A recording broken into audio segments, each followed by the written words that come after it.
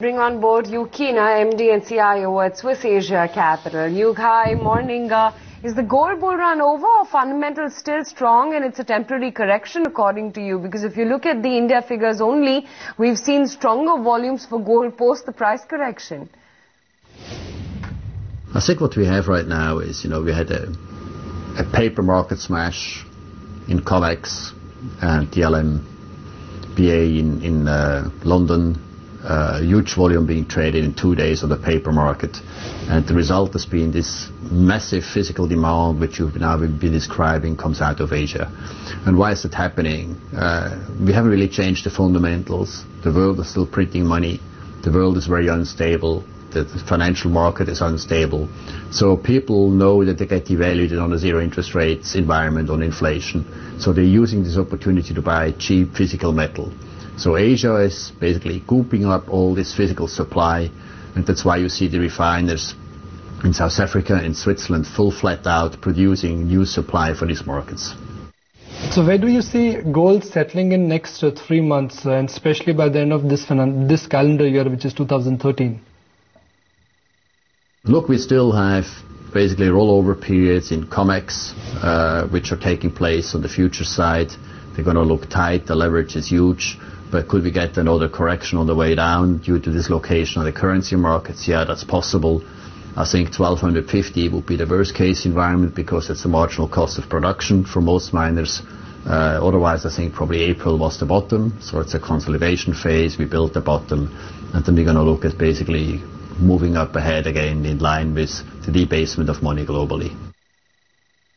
So what would you advise to investors to do with gold right now? Add more to their portfolio?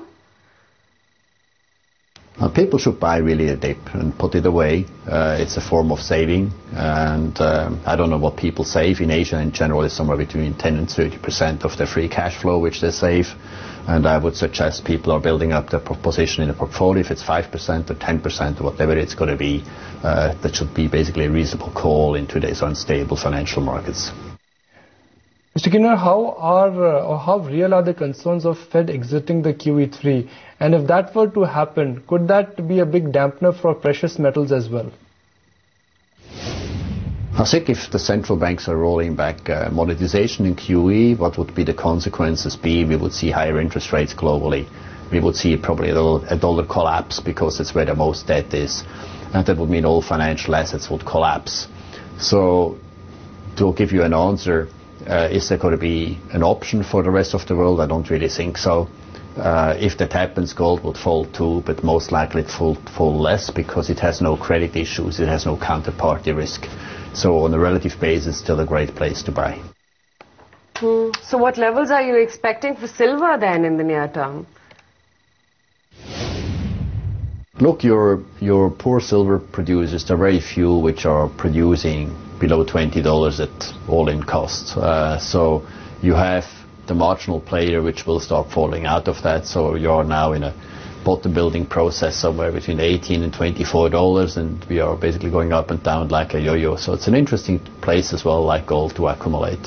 What about crude? How do you see crude moving now? Do you think crude in the near term could settle into a broad range of about $80 to $100 per barrel? Look, I think it's been a trading range for some time, and I think the $80 is again, it comes to marginal production costs. I think that's where we are today. If you look at shale gas or fracking, below $80, most people can't make any money. So if you believe that we, as a world, still going to consume oil, we're going to grow, then that's probably about the price level you've got to look at as a support. And what about crude? What would you advise investor to do with that? Look, crude it's a future market trade, right? So it's not really, it's a paper investment like what you had in the gold side, which basically created this huge, massive sell down. So it's hard to go physical crude and put it in your garden. It just takes too much space. So people should start looking at all companies which are not spending too much money on growth or capex anymore and are refunding that money back as dividend. And so there are sufficient companies in that space which offer now 5 to 7% dividend yields. In today's environment where yields are so precious, I think it's a fantastic place to accumulate holdings and get some exposure to crude. Bullish on copper, would you advise accumulation for gains in copper for medium term? Look, it's the same issue. Again, we have a very tight physical market. The futures market could be anywhere. So it's how do you accumulate basically copper? It's relatively hard, right? Who wants to have telephone lines of copper basically in the back garden? So we are looking at copper producers. They're going to be volatile. They're equity basically. So they've been going sideways quite a bit. If you look at one of the largest copper producers in Asia, it would be BHP. It's a big chunk of their business. You look at Freeport, and their valuations are now relatively low to where they were. If you look at BHP, you have a decent dividend yield, and you get copper exposure through that in an easy way. So it's certainly worthwhile looking at. So do you agree that the super cycle in commodities is over, or do you still see investors showing interest in the asset class? Look, as I said, we're always going to need commodities. We're going to eat. So agri is certainly a nice place to be. I think the replacement cycle will continue. If it's cars or if it's electronics, the replacement cycle is somewhere between 3 and 10 years. So we're going to continue to do that.